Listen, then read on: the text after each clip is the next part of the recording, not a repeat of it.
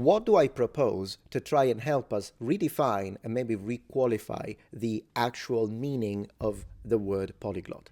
Well, up to this point, one thing that we found sort of in common, perhaps, and something can be intuitively understood is the idea that, yeah, you need to know quite a few languages. So the idea of just 2 languages, 3 languages, personally, I don't think it's enough to justify a new word.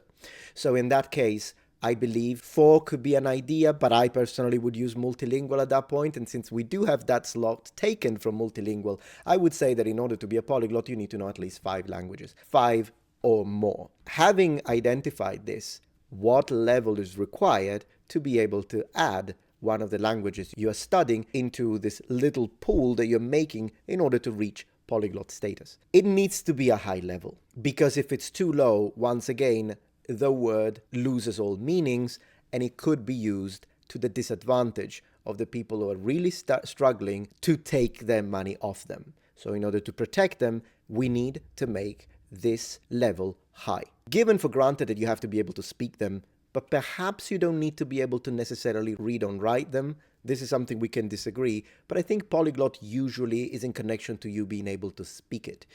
Maybe you could be very fluent in Mandarin, but you haven't studied the characters. Sure, someone who has done that will have a more rounded and, at the end of the day, more significant knowledge of the language. But if you're both put into a room and speak to natives, as long as you can both handle exceptionally well and you're very proficient, I wouldn't take it away just because you chose to not focus on a certain number of characters in that language. Maybe you do know 500 characters, but you still haven't reached full alphabetical capability, if the word alphabet can even be used when talking Chinese. So, focusing on speaking, what level, if we were to address it from the perspective of the European frame of reference? I think that anything below B2 shouldn't be counted. If you are a B1 in Russian, well, you need to put on some more work because B1 is relatively easy to reach. Now, given that difficulty depends on the language, there is objective versus subjective difficulty, but B1, there is nothing exceptional about B1.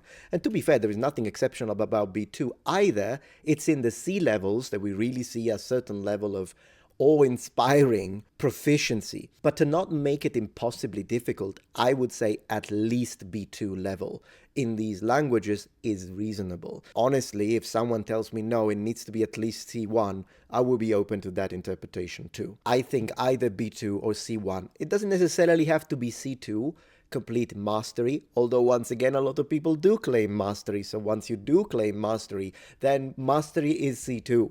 We know exactly what mastery is. So if you claim mastery and then you speak like someone who read a booklet 3 times and watched a video once, sorry, you haven't mastered it. And you're not a polyglot, you're a fraud. So, out of all of this, I personally don't consider myself to be a polyglot. I think, under this new frame of reference that I'm trying to propose to the language community, feel free to accept it, reject it, or modify it, of course, I would consider myself to be a multilingual individual. I have reached fluency in a few languages, and I am conversational in the other languages that I'm still working on in order to eventually reach fluency. But what is fluency? Well, that is a rather difficult question to answer. And I know I said I was going to address it in the later part of the video, but the reality is that I'm going to have to make a dedicated video.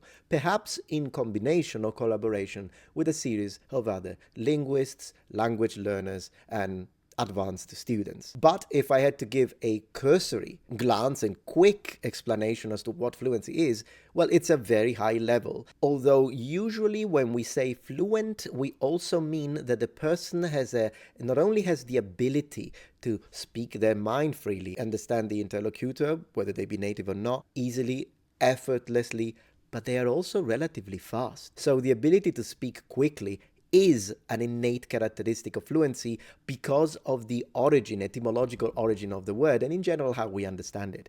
In other words, you can be able to speak eloquently if you stop every 3 seconds to say, I reckon that the anthropological reasoning behind you're not fluent. You're a high level, you're advanced, maybe you're a phenomenal translator, still not fluent. So I would add as a final touch that if we do want fluency as part of this indication of the meaning and definition of what a polyglot is, then ditch B2, say very high B2, maybe low C1, and you have to be fluent in at least 5 languages. Now, to all the frauds, good luck with that.